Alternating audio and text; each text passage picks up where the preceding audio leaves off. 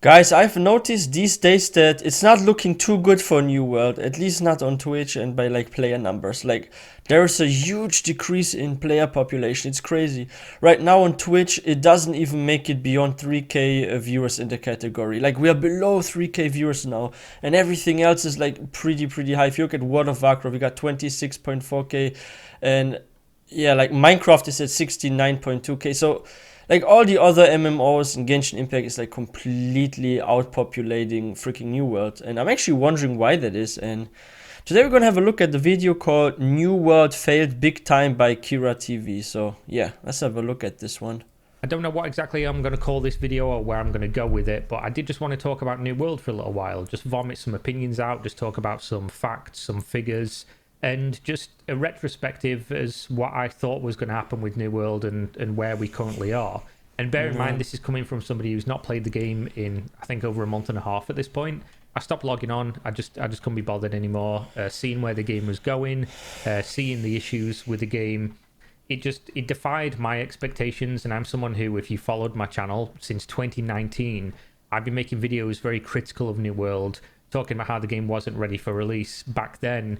And I still share that same opinion. The game was never ready for launch, and we've seen it lacks a lot of story, in my opinion. Like the PvE experience is too small. This was a big mistake.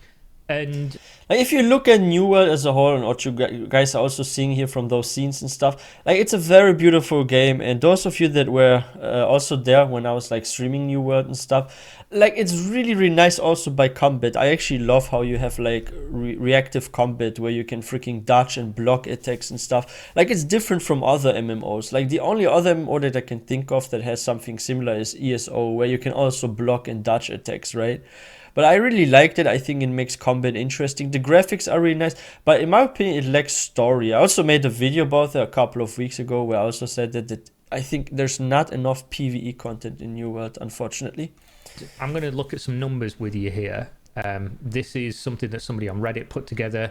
It's called MMO Launch Q1, and it's basically the percentage of peak concurrent users on the Steam platform during the first quarter, so the first 90 days of their launch.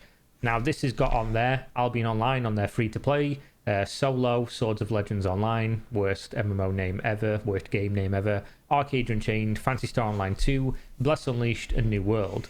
So it's not exactly like they're in, you know, great company here. New World is quite easily there. The largest. It's falling heavily, guys. Look at that. Here, blue. And I could clickbait this. These results will shock you. You really will be shocked. I'm surprised, but a bit not surprised. New World is actually done. So as you can see from the graph here, PSO2, Arcade Unchained, and Albion Online did the best. And they were like 40%, 30-40%.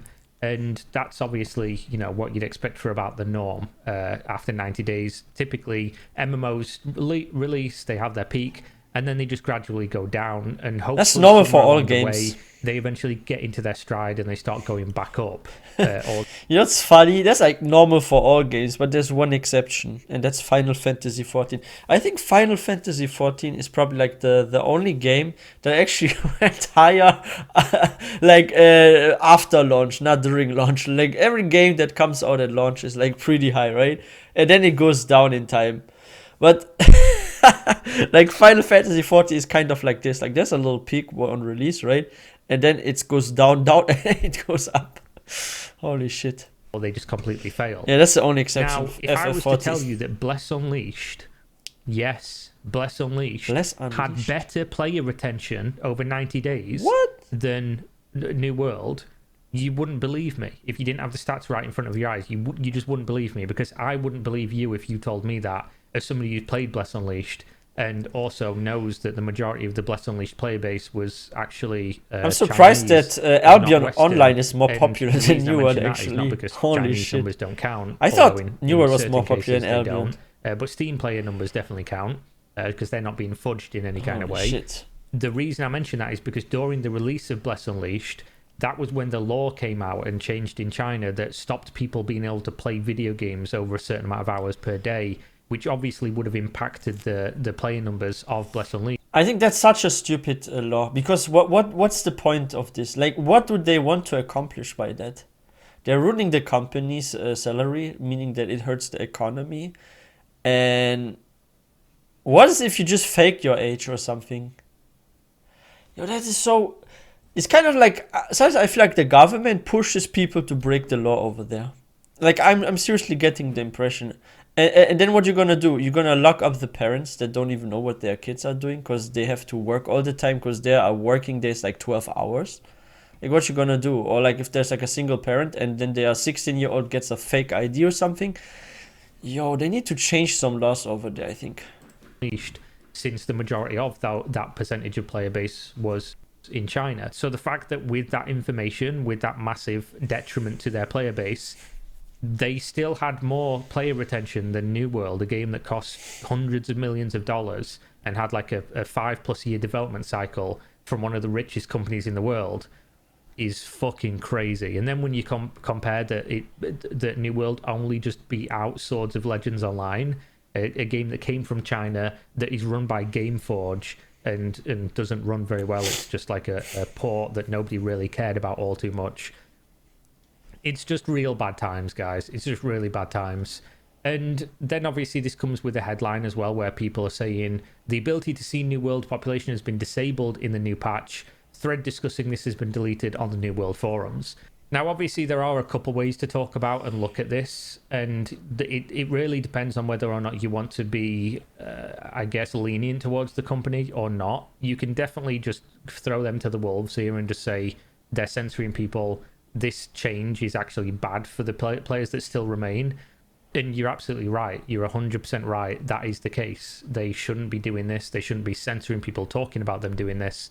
But as a company, what do you expect them to do? It's basically saying water is wet at this point. If you leave in a feature that allows for people to see your game just consistently dying and see that all the servers are having population problems, and then allow people to talk about this, obviously that's just going to continue to perpetuate that narrative that the game is dying. And the reason that this is a little bit of a weird one for me is that you can still log on SteamDB, you can still log on Steam charts, anything that has API access to Steam's own data metrics. You can see that New World's population is going down every single day. There's not been an uptrend at all, and I don't think there is going to be. That's a heavy drop here, right? For a long while, if ever. They're definitely going to have to do something. You know what's like so freaking scary here? If you look at this, this is like the first days of October. It's pretty high. And then like we are just at the first days of November and it dropped already that low. Like it's crazy how this can happen in just a month, right? Like if you're like high, let's say in October, and then you go down, let's say maybe December, January. Okay, then you had like your 2-3 hype months, right? Like 2-3 months were really hype. But if you can't even keep it up longer than 1 month, the hype, this is so sad, man. Like that's crazy. Imagine that. Like a game is just popular for a month, not even 2-3 months. Holy shit! Something drastic to pull this game out of the bogs that it's currently in. So they've basically removed here a feature that had tangible benefit to the current player base. Because let's say you still play New World, which if you do, my condolences, and you want to play on a server that is populated. You previously could log on this website called newworlddatabase.info server status, and you could see what servers had the most player population and transfer to that server.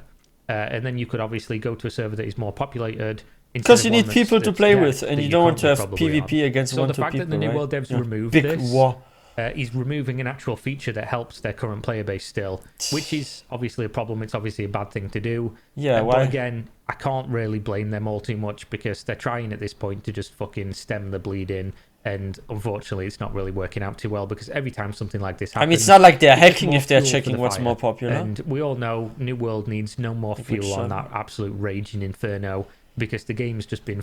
Like, just look at the combat, like, the animations of stuff. Like, like, the whole concept of New World, like, everything was just so nice. If it weren't for those bugs and they would have put a bit more effort into PvE and story, like, I think it's so nice going into dungeons like that and stuff, but there's so little backstory there. Sometimes, like, when I did, like, dungeons, I had no clue why I'm even going into this dungeon, really. Like, investigate, find this and that, but... I wish there were like more cutscenes where there's like some maybe like nice small clip or something, maybe some more story. Like that would be so nice, right? Too much, because they're trying at this point to just fucking stem the bleeding, and unfortunately it's not really working out too well, because every time something like this happens, it's just more fuel for the fire. And we all know New World needs no more fuel on that absolute raging inferno, because the game's just been absolutely fucked into the ground by their own. It's their own fault, you know. People can blame content creators, they can blame people that make negative videos about New World, but at the end of the day, for somebody to make a negative video about New World, the reasons to make the video still have to exist, which we have no control over. Like something being bad and something bad happening, and then somebody and then blaming the person pointing at the bad thing and saying that's bad, guys. You know, you're misassigning the blame there a little bit. It's 100% on the game studio. I'm not going to say the developers, because I don't know that that's the case from what I heard. And if you go and check my video, which I will leave in the video description, my explanation on why New World sucks, they were just forced by higher ups to use technology that just wasn't fit for purpose for the game, and now they're just stuck with this legacy system that just it just doesn't work. And they've had so many problems. They've been chasing their tail for so long trying to fix these problems, and they just launched the game way too early. They've been doing some really cool stuff, like Yeah, this is something that I also get the impression of, like what I feel when I played. They focus a lot of the technological aspect, and they got like everything like fancy and stuff. But what's behind all that, like the not just the bugs, but also like I said, the story and how certain system works. Like a lot of stuff was completely like put to the side, like, hey, you know what, let's just focus on the technology, let's make it look pretty, let's make it combat be like this and that, let's make the aim system like this. Like this is nice and good, but if you do something like that, you need to at least give this game maybe another half year or 1 year until you release it, right? So you can polish everything, right? Like you create your foundation, you make a nice game, it looks nice, combat is nice, and then you have like set the foundation, but you don't release with the foundation. You have to build on your foundation something. Add some freaking cool plot, add more interesting NPCs. Don't just copy paste freaking settlements. Like a lot of those settlements, those like villages you can enter, they're like copy pasted almost. Like some buildings are even nearly identical, right? So take your time after you finish the game. Give yourself like at least like another half year, maybe even a year, and just polish everything and make a freaking good game that people will enjoy for 5-10+ years. Like that should be the goal of a new MMO, right? developer roundtables they do, where they sit and talk to. By the way, guys, please don't forget to subscribe to this channel for like 30 minutes up to like 2 hours. I really like those. I think they're really good, and it shows a step in the right direction of communication. But if you're doing that and then at the same time removing features that show that your game's dying, even though people can see it with their own eyes anyway through Steam API, yeah, why hide it? And then censoring people talking about it, you're basically giving with one hand and then taking with the other. And I don't know, bro. There's a no-win scenario here. And again, is this the death of New World? Maybe. Maybe an expansion can somehow save it. Public sentiment just gonna ignore coming back to try the game. They still keep making updates that just don't make a lot of sense to me, and that, in my opinion, don't make the game fundamentally better to the point where I'd want to go back and play it. But maybe they'll catch some other people. And realistically, we've seen some MMOs pull out of the nosedive, right? Albion Online, it launched, it didn't do very well. They swapped to a free-to-play model from a buy-to-play model, and the game is now one of the most populated MMOs out there, despite... I still can't believe that Albion is so popular. But guys, there's something that I have just noticed and remembered. So, like in the last couple of days, I heard about like certain updates that are coming to Ashes of Creation.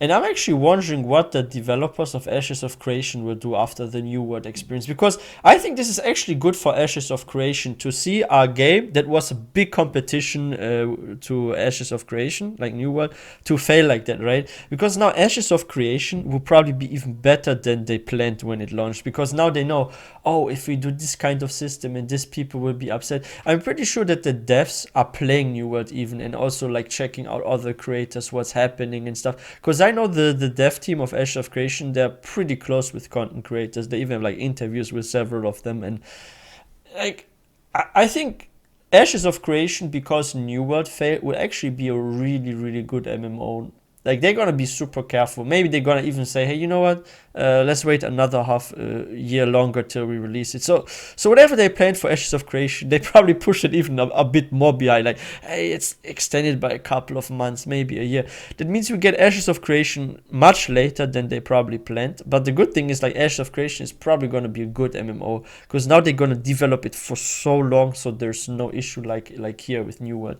So I'm hyped for Ashes of Creation for sure. By people ignoring it quite a lot. RuneScape obviously swapped to systems that people didn't like, and then old school RuneScape came in, and look at People how old liked school it. RuneScape is now. You've got Yeah. Final Fantasy 14, literally one of the worst MMO launches ever, and Went up. absolutely just pulled out of that nosedive with a brand new game, something that I don't think will be afforded to New World. I think if that was the case, they'll probably just cut their losses on this one. Elder Scrolls Online, obviously having some problems at the moment due to the game just not working very Elder well and Scrolls lag problems, etc. Online, ooh, But if a you lot look of at the player problems. population of that game when it launched and the And player don't wanna population fix it. now, it's inarguably in a much better state. And then on the flip side, you have other games that were titans that are currently on their descent into madness with World of Warcraft. So it's not like it's impossible to pull out. And Yeah, they World have of the Warcraft talent. is They're doing still well right hiring now. people, by the way. I've on good authority that they're still paying top dollar to bring in top talent into the studio. So I don't think this is the end for New World, but I don't know, bro. It does look really bad. So as someone who talked about New World for a long time and kept telling people it's not ready for launch, it's going to do badly, it's going to have like a big peak of players. Because Didn't people it's say a that new during MMO by a beta? big They just Western didn't company, listen. and it's very nice to look at, and the big marketing reach. I knew New World was going to do well in the short term, but you can go back and check from 2019 when I was making videos about New World. Yeah, in 2020, beta all the everyone way through pointed to out there's 2021. lack of I said content it as repeatedly well. over and over again. This game in the medium term is going to absolutely fucking nosedive because the game's just not anywhere near being ready. It's like another 2 years of development away from being a competent product. And that's so sad because this gives you, like, if you look at the world and everything, like the whole map, or let's go back there. Where was it? Yeah, like, look at this. Also, it's like so nice. You get like freaking Skyrim feelings even. It's kind of like a Skyrim MMO almost, right? Like, look at this. We have a nice forest. Like, even if you look at like the textures of certain plants and everything, I think like the game itself, when it comes to like engine graphics, like everything is so nice about it. The only thing that really disappoints me right now is like the story, the lack of PvE. And we have no freaking mounts for some reason. Like, I don't get why we don't have mounts. Why can't I not ride a freaking giant wolf like in World of Warcraft or fly a dragon or something? Like, why can't I do this here? Like, I don't get it. Why no mounts? And why is PvE, the story, so short and it's like fetching quests and stuff? I don't get it. From being a competent product, if they can fix the problems that they have with the actual underlying Like, look at tech how nice the concerns, world looks. It's which like is freaking literally baked into Skyrim the engine, MMO. which, you know, that is a very big question mark. And honestly, looking at social media, there's a lot of people that really hate New And World. even some And I do zones mean look like in hate, freaking not just Skyrim. dislike. They want to see it fail, and they want to see Amazon Game Studios fail. I understand to an extent, and the reason that they have this opinion is because Amazon bad, and yeah, there is definitely a point to be made there. I personally don't believe that a big Western company spending hundreds of millions of dollars to build out an MMO and having it subsequently fail in a very drastic fashion is good for the genre. I don't think it's good for the industry, and I think that would dissuade other companies from potentially doing the same thing. You know what's funny? I'm actually wondering if there's any kind of management or like a certain kind of employee that actually does calculations. Hey, what happens if we release late? Like, yeah, we're gonna lose money, but what if we release early and the game sucks? Like, there should be someone that actually analyzes those kind of things, and also from like past experiences with certain games.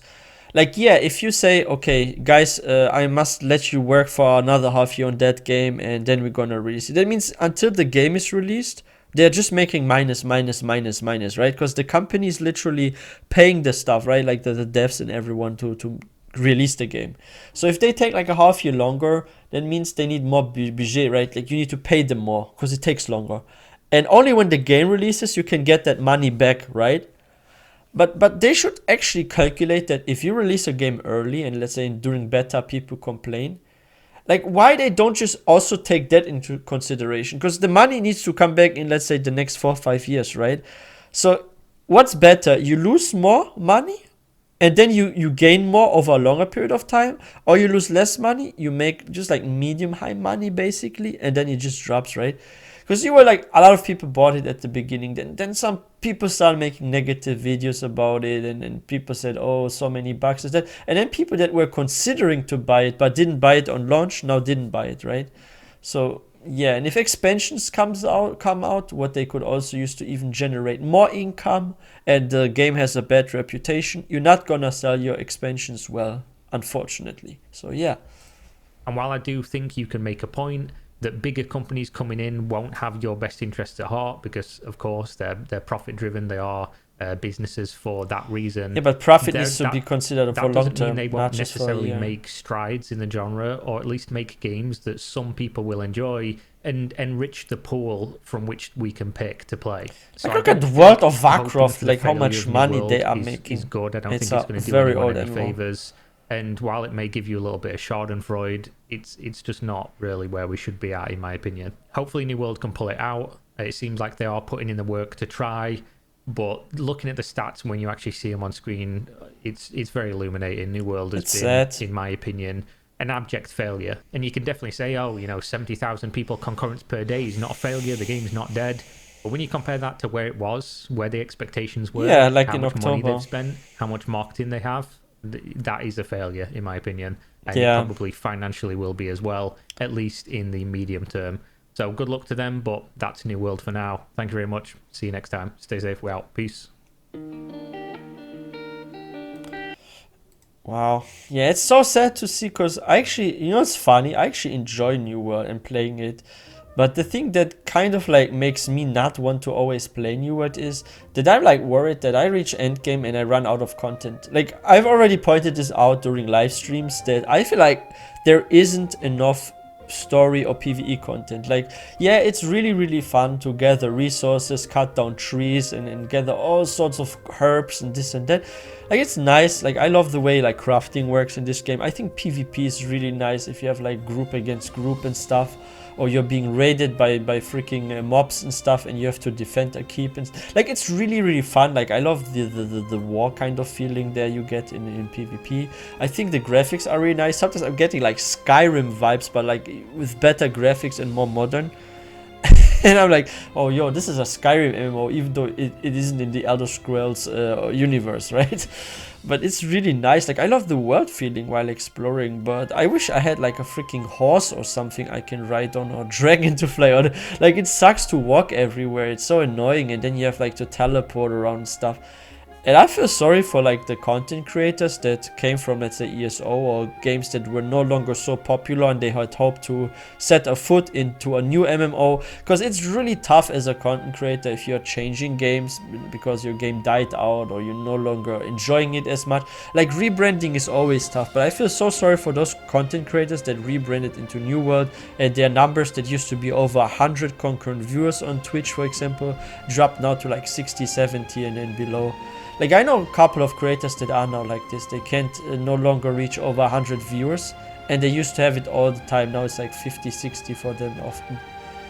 But that's because like the game is no more so popular, right? And it was like really good for us players too, because if you love MMOs and you've been playing those old school MMOs this whole time and you wanted to find something new, you finally had the hope to get into something very new and modern with fancy graphics and stuff, and then you get like disappointed over the run of like a couple of months. So yeah, let's see where New World will be after the first expansion. Like, I still have hopes that maybe like a cool expansion comes out and a lot of issues get fixed, and maybe this expansion is going to be a purely PvE expansion, because I don't think PvP needs too much more stuff. Like, yeah, we can add a bit of more PvP modes, maybe. We can do like some dueling arena or something, like a Colosseum or something, where you can like 1v1, and maybe there are like people fight against each other, they get to a new round if they solo win. That would be funny, right? Like arenas. But yeah, let's see if they're gonna add arenas just like in WoW sort of, and what will be with like PvE in the future. And yeah, if you guys are new to this channel, please don't forget to hit that subscribe button for more content, and I would really appreciate if you give this video a thumbs up. This will help with the YouTube algorithm, and I wish everyone a wonderful day. I will see you guys next time.